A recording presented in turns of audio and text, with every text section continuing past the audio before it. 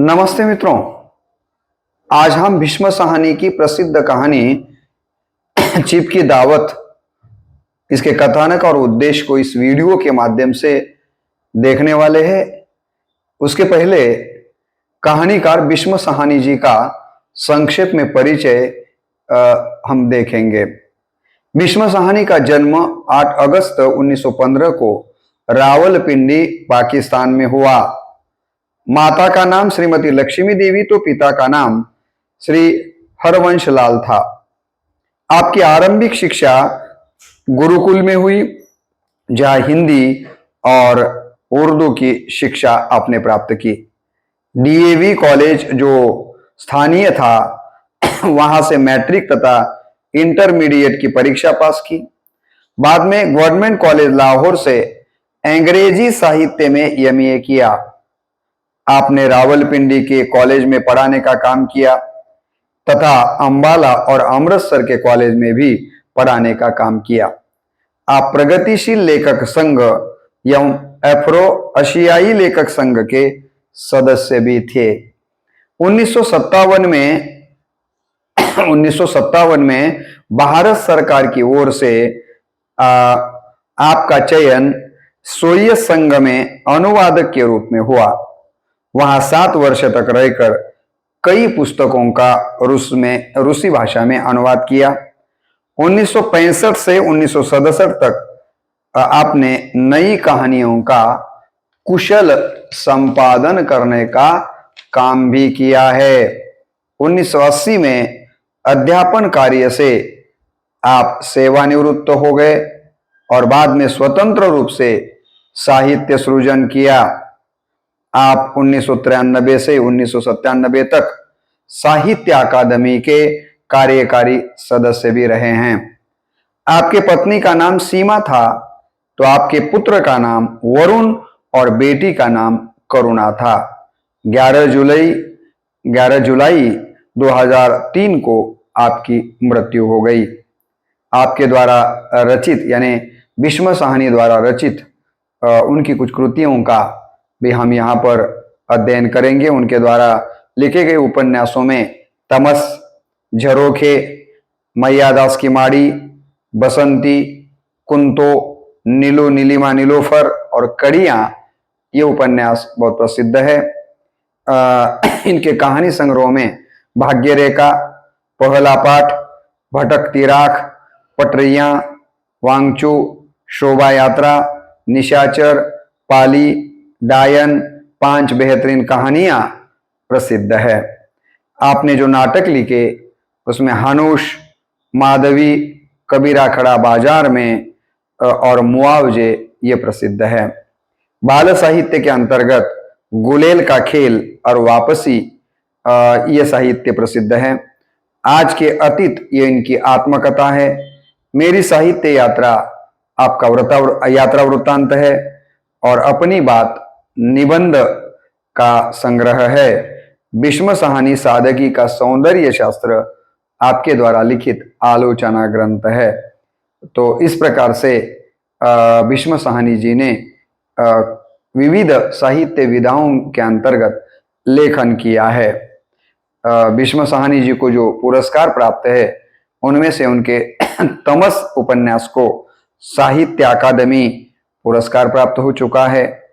इसके साथ भीष्म साहनी जी को जो अन्य पुरस्कार प्राप्त है उसमें शला का सम्मान, शिरोमणि लेखक award, Soviet नेहरूलैंड award, Padma Bhushan आदि पुरस्कार प्राप्त हो चुके हैं। अब उनके द्वारा हमारे इस वीडियो की या पाठ्यक्रम में रखी गई जो कहानी है चीप की दावत, इस कहानी के पात्रों का संक्षेप में परिचय मैं आपके सामने रखना चाहता हूं। इस कहानी के मुख्य पात्र है श्यामनाथ, उसके बाद श्यामनाथ की पत्नी, उसके बाद श्यामनाथ की बूढ़ी माँ, चीप साहब यानी श्यामनाथ के बॉस है, और चीप साहब की पत्नी। ये इस कहानी में आए हुए प्रमुख पात्र हैं। इसके बाद हम इस कहानी का कथानक संक्षेप में यहां देखेंगे। कहानी की शुरुआत श्यामनाथ और उनकी पत्नी अपने घर के सामान को ठीक ठाक लगाते हुए होती है, क्योंकि 5 बजने को आए हैं और श्यामनाथ का बॉस चीफ साहब 8 बजे तक दावत के लिए उनके घर आने वाले हैं। कहानीकार इस तैयारी का वर्णन करते हुए लिखते हैं, आखिर 5 बजते बजते तैयारी मुकम्मल होने लगी। कुर्सियां, मेज, तिपाइयां, नैपकिन, फूल सब बरामदे में पहुंच गए। ड्रिंक का इंतजाम बैठक में कर दिया गया। अब घर का फालतू सामान अलमारियों के पीछे और पलंगों के नीचे छिपाया जाने लगा। तभी श्यामनाथ के सामने सहसा एक अड़चन खड़ी हो गई कि मां का क्या होगा। यानी मां को लेकर अब उनके सामने एक समस्या खड़ी हो जाती है।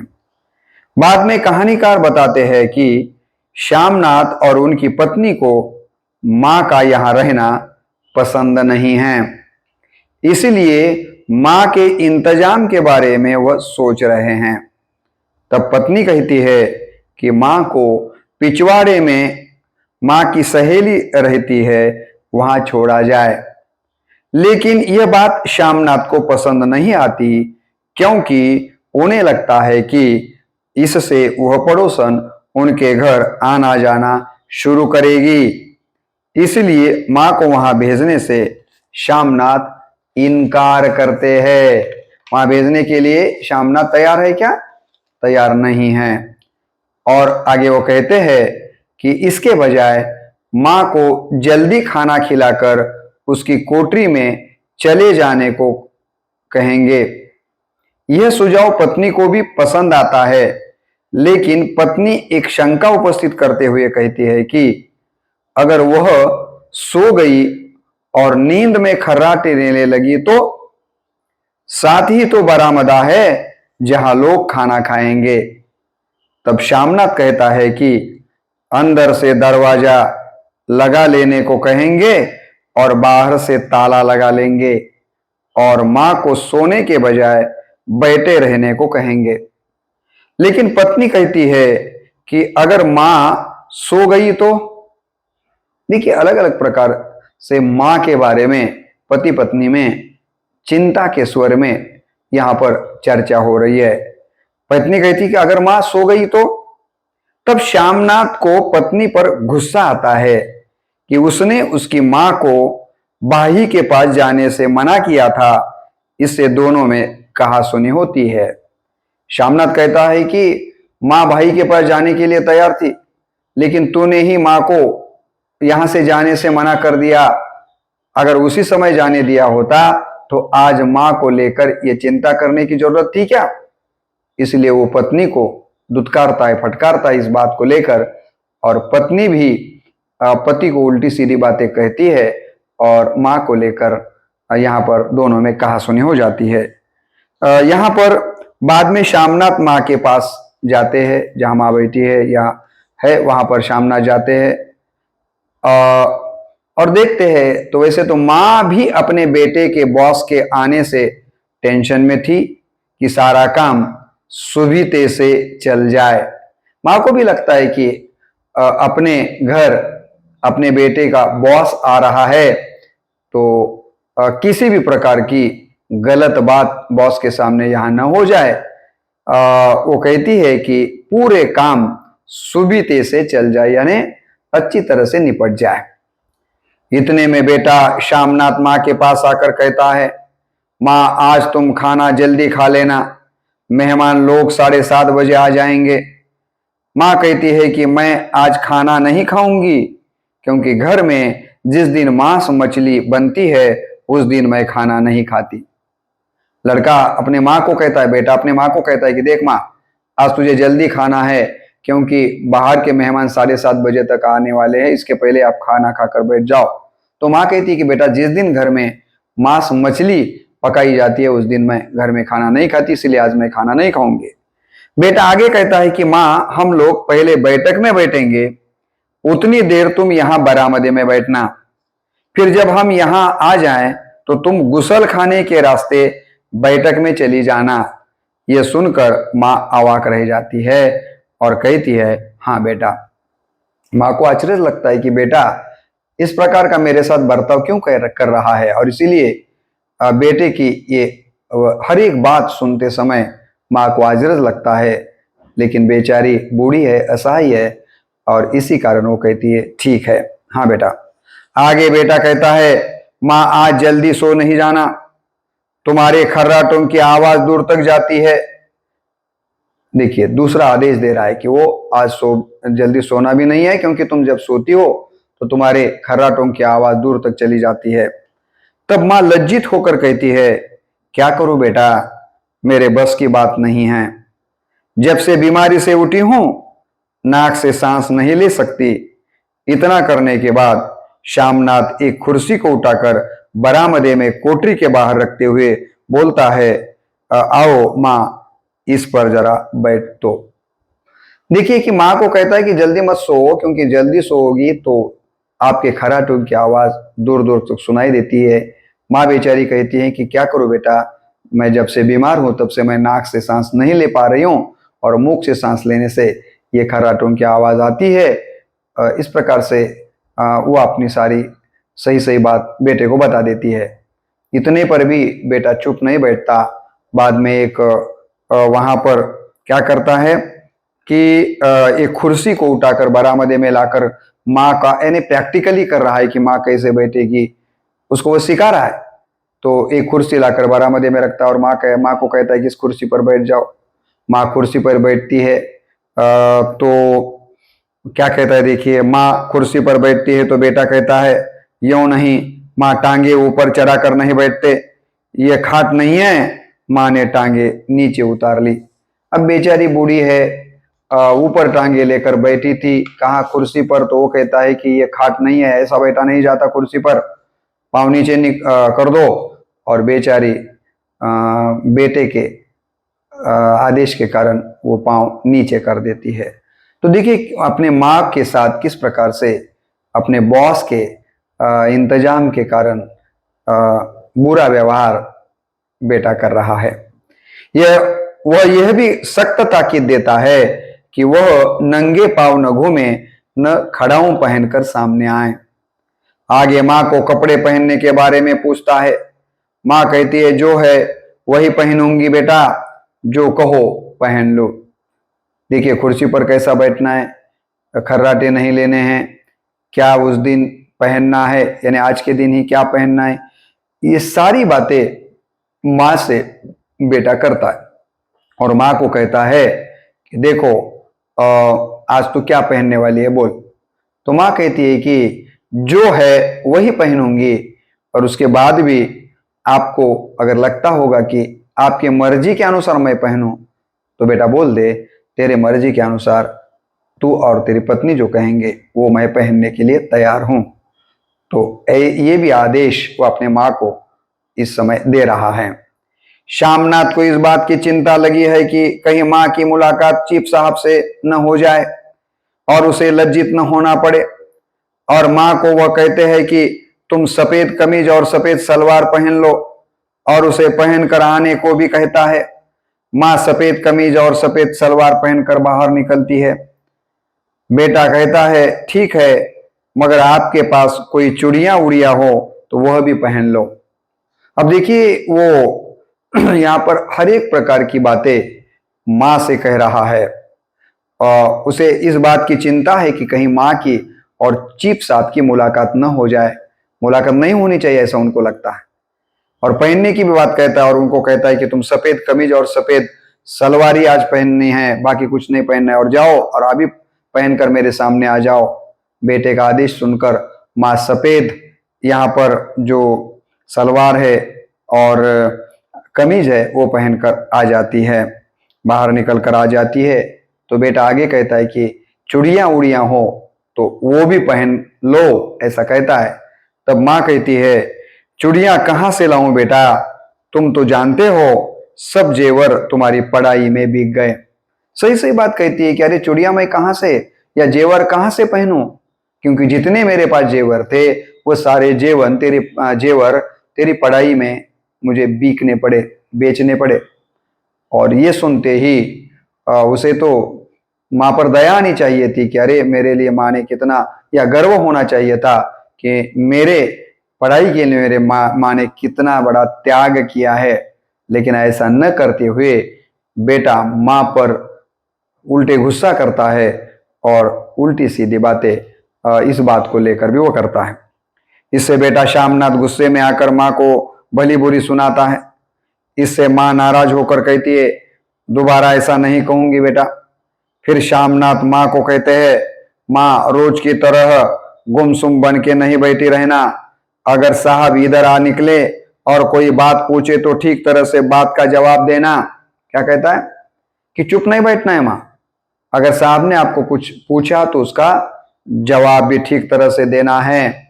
ये भी आदेश माँ को श्यामनाथ देता है।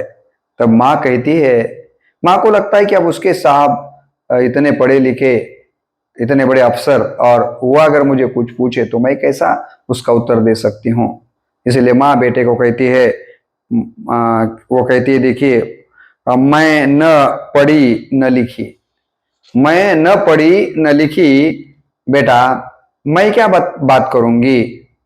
तुम कह देना माँ अनपढ़ है, कुछ जानती समझती नहीं, वह नहीं पूछेगा।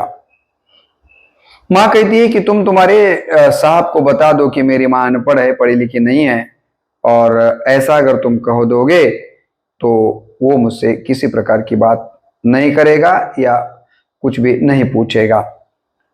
और इसी प्रकार से माँ और बेटे की चर्चा पिछले कई समय से हो रही है। इतने में 7 बजते हैं।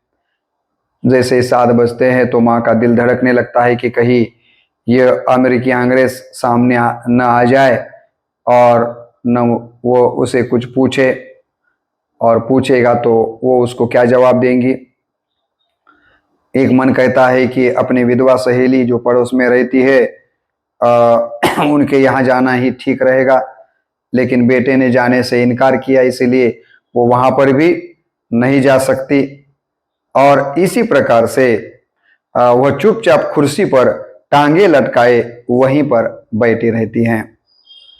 और बाद में कहानीकार कहते हैं कि श्यामनाथ की पार्टी शुरू हो जाती है, जिसमें ड्रिंक ली जा रही है। पहले शराब पीने का काम चल रहा है। चीफ साहब को विस्की पसंद आई थी, यानी शराब का प्रकार है विस्की, वो चीफ साहब को पीने के लिए दी गई है और चीफ साहब को ये विस्की पसंद आ गई है। मेम साहब को पर्दे पसंद आए हैं, सोफा कवर का डिजाइन भी पसंद आया है, कमरे की सजावट पसंद आई है। साहब ड्रिंक के दूसरे दौर में चुटकुले और कहानियां कहने लगे हैं। उनकी पत्नी काला गाउन पहने, गले में सफेद मोतियों का हार, सेंट और पाउडर की महक से ओत-प्रोत कमरे में बैठी सभी देशी स्त्रियों की आराधना का केंद्र बनी हुई है। श्यामनाथ की पत्नी से ऐसे बातें कर रही है जैसे वह उनकी पुरानी सहेली हो। इस प्रकार से ये कहानी की कथा आगे बढ़ती हुई दिखाई देते हैं। ऐसे में आगे क्या होता है देखिए, ऐसे में रात के 10:30 बज गए ड्रिंक लेते लेते इन सारे लोगों को। आखिर पीना समाप्त करके वे सब लोग बैठक से बाहर निकले। आगे आगे श्यामनाथ रास्ता दिखा रहा था, पीछे चीफ और दूसरे मेहमान थे। श्यामनाथ को बरामदे में उनकी मां कुर्सी पर पांव रखकर सोई हुई दिखाई दी, जो जोर जोर से खर्राटे ले रही थी। यह देखकर श्यामनाथ को मां का बहुत गुस्सा आता है। मैंने कहा ना कि पीना समाप्त हो गया और श्यामनाथ आगे आगे, उनके बॉस पीछे पीछे, श्यामनाथ उनको रास्ता दिखाते आगे आ रहा है। और इतने में बरामदे में कुर्सी पर मां सोई हुई है अस्त व्यस्त व्यवस्था में, और मुंह से खर्राटे निकल रहे हैं। और ऐसी अवस्था में श्यामनाथ जब मां को देखता है तो उसे गुस्सा आ जाता है। इसके बारे में कहानीकार लिखते हैं, जी चाहा कि मां को धक्का देकर उठा दे और उन्हें कोठरी में धकेल दे, मगर ऐसा करना संभव न था। चीफ और बाकी मेहमान पास खड़े थे। यह दृश्य देखकर देसी अफसरों की कुछ स्त्रियां हंस देती है। चीफ कहते हैं, पुअर डियर। यह सुनकर माँ हड़बड़ा के उड़ बैठती है। जैसे ही माँ सोई हुई है, खर्राटे ले रही, उसके पास चीफ साहब आकर कहते हैं और पुअर डियर ये कहते हैं। यह शब्द सुनते ही माँ एकदम यहाँ पर नींद से जग जाती है और हड़बड़ा कर उठकर बैठ जाती है। लोगों को देखकर घबरा जाती है और पल्ला सिर पर रखते हुए खड़ी होकर जमीन को देखते रहती है। यानी अपराधी भावना उनके मन में आ जाती है। उनके पांव लड़खड़ाने लगते हैं, हाथों की उंगलियां थरथर कांपने लगती है। यानी मां को ऐसा लगता है कि अब जो नहीं होना चाहिए वो मेरे हाथ से हुआ है, यानी गलती हो गई है। सोना नहीं चाहिए था, खर्राटे नहीं लेने चाहिए थे, गलती हो गई है। अब बेटे को क्या लगेगा, इस चिंता से बेचारी भयभीत हो गई है। ऐसे में बेटा माँ से कहता है, माँ तुम जाग के सो जाओ, तुम क्यों इतनी देर तक, देखिए इतनी देर तक जाग रही थी। और ऐसा कहकर अपराधी नजर से चीफ साहब की ओर देखते रहता है। लेकिन चीफ साहब के चेहरे पर मुस्कुराहट थी। वह खड़े खड़े ही नमस्ते बोलते हैं। कौन? चीफ साहब। लेकिन मां दोनों हाथ नहीं जोड़ पाती, क्योंकि एक हाथ में माला पकड़ी हुई थी, जिससे वह ठीक ढंग से नमस्ते नहीं कर पाई। इससे बेटा शामनाथ खिन्न हो जाता है कि साहब ने दोनों हाथ जोड़कर नमस्ते किया और मां है कि दोनों हाथ जोड़कर नमस्ते नहीं कर रही है। क्यों नहीं कर पा रही है? कि उनके हाथ में माला, जपने की माला उनके हाथ में, एक हाथ में थी, इसी कारण वो दो हाथ नहीं जोड़ पाती। और इसे देखकर शामनाथ को और गुस्सा आता है। इतने में चीफ साहब अपना दायां हाथ मिलाने के लिए मां के आगे करते हैं तो मां और भी ज्यादा घबरा जाती है। घबरा कर दाएं हाथ में माला होने के कारण बायां हाथ उनके हाथ में मिलाती है। साहब ने दायां हाथ मिलाया तो मां को भी दायां हाथ ही मिलाना चाहिए था ना, लेकिन मां के दायां हाथ में वो माला है तो वो दायां हाथ कैसे आगे बढ़ाएगी? मां बायां हाथ आगे बढ़ाती है और इससे शामनाथ को गुस्सा आ जाता है और उसे लगता है कि ये क्या चल रहा है। साहब ने बायां हाथ आगे किया है तो मां को भी बायां हाथ आगे करना चाहिए था, मां दायां हाथ क्यों कर रही है? इससे उसे गुस्सा आता है और यह दृश्य देखकर वहां पर जो अन्य देसी स्त्रियां हैं वो खिलखिलाकर हंसने लगती है। बेटा मां को कहता है कि दायां हाथ ही मिलाओ, लेकिन चीफ साहब को इससे कोई आपत्ति नहीं थी।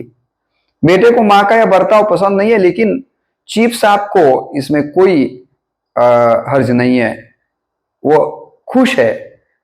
लेकिन बेटे को ही टेंशन आ रहा है कि मां ऐसा बर्ताव क्यों कर रही है। फिर आगे चीफ साहब उनसे हाउ डू यू डू कहते हैं। मां को एक सवाल पूछते हैं, हाउ डू यू डू, लेकिन मां इसका अर्थ न समझने के कारण कुछ अन्य ही बड़बड़ाती है और बेटा कहता है, बताने का प्रयास भी करता है कि मां मैं ठीक ठाक हूं वगैरह वगैरह, कुछ उत्तर दे दो। लेकिन मां कुछ उत्तर नहीं देती, घबरा जाती है, हड़बड़ा जाती है। और दोबारा साहब कहते हैं हाउ डू यू डू, तो यहां पर अब यहां पर बड़बड़ाती है और फिर कहती है हाउ डू डू। उत्तर क्या देती है? How do do. फिर कह उठता है। इससे वातावरण हल्का होने लगता है। इससे साहब का मूड अच्छा देखकर शामनाथ का भी क्षोभ कम होने लगता है। इस घटना से साहब गुस्से में नहीं आ रहे, उल्टे मां के इस बर्ताव के कारण साहब को मजा आ रही है और वातावरण हल्का फुल्का होता जा रहा है और साहब नाराज नहीं हो रही है। बात देखकर शामनाथ भी गुस्से से अब धीरे धीरे शांति की ओर आता हुआ दिखाई दे रहा है। इतने में साहब मां का हाथ पकड़े हुए थे और उनके मुंह से शराब की बू आ रही थी साहब के। शामनाथ अपनी मां के गांव की रहने वाली है ऐसा चीफ साहब को बताते कि मां ऐसे जवाब नहीं दे पा रही क्योंकि वो गांव में रहने वाली है, इस कारण ये हो रहा है ऐसा शामनाथ चीफ साहब को कहता है। ये सुनते ही चीफ साहब कहते हैं कि मुझे गांव के लोग बहुत पसंद आते हैं, तुम्हारी माँ गांव के गीत और नाच भी जानती होगी। तब शामनाथ माँ को गाना गाने जानती होगी। तो श्यामनाथ कहता है कि हाँ हाँ जानती है। और माँ को वो कहता है कि माँ ये देहात का एक गीत सुना दो। पहले पहल तो माँ कहती है कि अरे मुझे गाना नहीं आता, नाना करती है, लेकिन बेटे की मजबूरी को देखकर और बेटा गुस्से में न आए इसी कारण एक विवाह का गीत गा देती है। इससे साहब खुश होकर तालियां पीटने लग जाते हैं। इस वातावरण को देख अब श्यामनाथ की खीज प्रसन्नता और गर्व में बदल उठती है कि देखो माँ ने तो साहब को बहुत खुश किया, साहब का मिजाज बहुत खुश हो गया और इसी कारण अब माँ पर आया हुआ गुस्सा गर्व में बदल जाता है श्यामनाथ के मन में। आगे साहब पंजाब के घरों में बनाई जाने वाली चीजों के बारे में पूछते हैं। तब श्यामनाथ कहते हैं कि लड़कियां गुड़ियां और फुलकारियां बनाती है। फुलकारी की जानकारी छिप लेते हैं तो बेटा श्यामनाथ माँ को घर की कोई पुरानी फुलवारी लाने को कहता है। वो कहते हैं कि पंजाब में अपने घर में बनाई जाने वाली एक आदि वस्तु हो तो कौन सी वस्तुएं बनाई जाती है। तो यहाँ पर श्यामनाथ के द्वारा कहा जाता है कि यहाँ पर तो गुड़ियां बनाई जाती है और फुलकारियां बनाई जाती है। और माँ को कहता है कि एक आदि पुरानी फुलकारी हो तो लेके आओ। यहाँ पर फुलवारी लाई जाती है। साहब उसे रुचि से देखते हैं। पुरानी फुलवारी फुलकारी होने से जगह जगह से उसके तागे टूटने लगे थे, कपड़ा फटने लगा था। साहब की रुचि को देखकर श्यामनाथ कहता है कि माँ आपके लिए नई फुलकारी बनवा देंगी। अब साहब को फुलकारी पसंद है, इसलिए वो कहता है कि साहब ये तो पुरानी है फुलकारी, लेकिन मेरी माँ आपके लिए नई फुलकारी बनवा देंगी। और माँ को फुलकारी बनाने को कहता है। तो माँ कहती है कि उसकी नजर अब कमजोर हो गई है, अब वो फुलकारी कैसे बना पाएगी, है कि नहीं। ऐसा वो कह रही है। इतने में उनके वाक्यों को बीच में ही काटते हुए तोड़ते हुए श्यामनाथ कहते हैं साहब को कि वह जरूर बना देंगी साहब, आप उसे देखकर खुश होंगे। और शब्द देता है माँ की ओर से श्यामनाथ अपने चिप साहब को कि माँ आपके लिए एक नई फुलकारी बना कर देगी। साहब ये सुनकर खुश हो जाते हैं और खाने की मेज की ओर बढ़ जाते हैं। माँ अपने कोठरी में चली गई। आंखों में आंसू छलछलाए, आंसू बहने लगे। उसे वो बार बार पोंछने लगी जैसे बरसों का बांध तोड़कर उमड़ आया हो। अब देखिए ये सारा होने के बाद साहब खाने की ओर चले जाते हैं और माँ अकेले में आकर रोने लगती है। इतना रोती है कि बस आंसू की बौछार लगी हुई है और बरसों का मन में जो सांच दिया गया दुख है उसका बांध एकदम टूट चुका है, इसी कारण वो इतना रो रही है। आधी रात के समय सारे मेहमान खाना खाने के बाद निकल जाते हैं। माँ दीवार से सटकर बैठी आंखें फाड़े दीवार को देखे जा रही है। घर के वातावरण में तनाव ढीला पड़ चुका है। इतने में माँ का दरवाजा खटकाया गया। माँ ने दरवाजा खोला। श्यामनाथ ने झूमते हुए माँ को आलिंगन दिया। ओ मम्मी, तुमने तो आज रंग ला दिया, साहब तुमसे बहुत खुश हो गए। माँ के आंखों में फिर आंसू छलक आए। उन्हें पोंछते हुए धीरे से बोली, बेटा तुम मुझे हरिद्वार भेज दो, मैं कब से कह रही हूं। श्यामनाथ को यह बात खटकती है और वह आगे कहता भी है कि तुम चली जाओगी तो फुलकारी कौन बनाएगा, मैंने तो साहब को फुलकारी देने का वादा किया है। माँ कहती है मेरी आंखें अब नहीं है बेटा जो फुलकारी बना सकूं, तुम कहीं और से बनवा लो, बनी बनाई ले लो। इस प्रकार से माँ यहाँ पर कहती है। बेटा कहता है कि इससे साहब खुश होकर तरक्की मिलेगी माँ, अगर आपने फुलकारी बनाकर साहब को दे दी तो मेरी तरक्की होगी। ये सुनते ही अपने बेटी की तरक्की होने वाली है मेरी फुलकारी देने से। ये बात सुनते ही कहानीकार कहते हैं कि माँ की अवस्था कैसे हो गई। यह सुनकर माँ को कैसा लगा इसके बारे में कहानीकार लिखते हैं। माँ के चेहरे का रंग बदलने लगा। धीरे धीरे उनका झुर्रियों भरा मुंह खिलने लगा। आंखों में हल्की हल्की चमक आने लगी। तो तेरी तरक्की होगी बेटा। और यह कहकर कहती है कि मैं बना दूंगी बेटा, जैसे बन पड़ेगा बना दूंगी। और माँ दिल ही दिल में फिर बेटे के उज्जवल भविष्य की कामनाएं करने लगी। और मिस्टर श्यामनाथ अब सो जाओ, माँ कहते हुए तनिक लड़खड़ाते हुए अपने कमरे की ओर घूम गए। यहीं पर कहानी का कथानक समाप्त हो जाता है। तो देखिए, माँ की आंखें काम नहीं कर रही है तो भी अपने बेटे की तरक्की होने वाली है, ये सुनने के बाद माँ फुलकारी बनाने के लिए भी तैयार हो जाती है। यानी अपने बेटे के लिए माँ कितना त्याग करने के लिए तैयार है, और बेटा इतना स्वार्थी है कि अपने तरक्की के लिए माँ को वो अड़चन, पहले तो वो अड़चन के रूप में देखता है, और माँ का भी एक वस्तु के अनुरूप अपने तरक्की के लिए उपयोग कर रहा है। तो आज के मध्य वर्ग के स्वार्थी वृत्ति की ओर यहाँ अंगुली निर्देश इस कहानी के माध्यम से कहानीकार करते हैं। कहानी के उद्देश्य को और अन्य उद्देश्य के बारे में देखना चाहे तो कहानीकार ने इस कहानी के उद्देश्य में चीप जैसे सहृदयों, श्यामनाथ जैसे धूर्त, स्वार्थी और चापलूस व्यक्ति का, श्यामनाथ की माँ जैसी असहाय माँ का चरित्र प्रस्तुत किया है।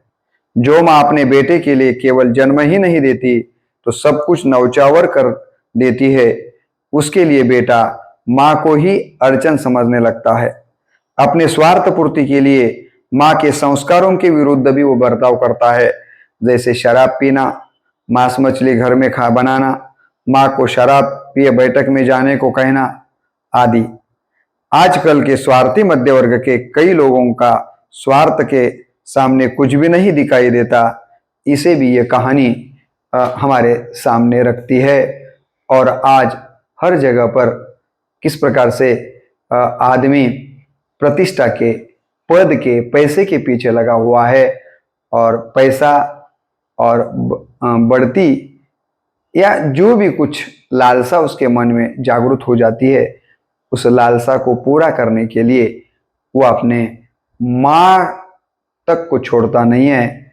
माँ का भी हो सके तो स्वार्थ के लिए उपयोग कर ले रहा है, और समय आने पर माँ को फटकारने के लिए और दुत्कारने के लिए भी वो तैयार हो गया है। ऐसी एक अति स्वार्थी नई पीढ़ी मध्य वर्ग में उभरती नजर आ रही है। इसकी चिंता कहानीकार को है, और इसी चिंता को चीप की दावत इस कहानी के माध्यम से व्यक्त करते हुए हमसे ये उम्मीद या अपेक्षा कहानीकार करते हैं कि हमें अपने स्वार्थ के लिए अपने रिश्ते नातों के साथ ऐसा बुरा व्यवहार नहीं करना चाहिए, और अपने स्वार्थ के लिए अपने सगे माँ के साथ इस प्रकार का स्वार्थ भरा व्यवहार हमारे संस्कृति में बैठने वाली बात नहीं है। तो हम हमारे नाते संबंधों को अधिक महत्व दे, न कि अपने स्वयं की जिसे तरक्की को। और अगर ये बात हम ध्यान रखकर हमारे जीवन में काम करते रहेंगे तो वो सही काम होगा। अन्यथा स्वार्थ के लिए, हमारी तरक्की के लिए अगर हम रिश्तों की ओर भी ध्यान नहीं देंगे तो हमें कितनी भी भौतिक दृष्टि से तरक्की मिले वो किसी भी काम की नहीं है। ऐसा भी इससे एक अर्थ लिया जा सकता है। तो इस प्रकार से चीप की दावत इस कहानी के कथानक, पात्र तथा संक्षेप में उद्देश्य को यहाँ पर देखा जा सकता है। और बस इतना ही इस कहानी के बारे में कहकर हम यहाँ पर इस वीडियो को समाप्त करते हैं। नमस्ते।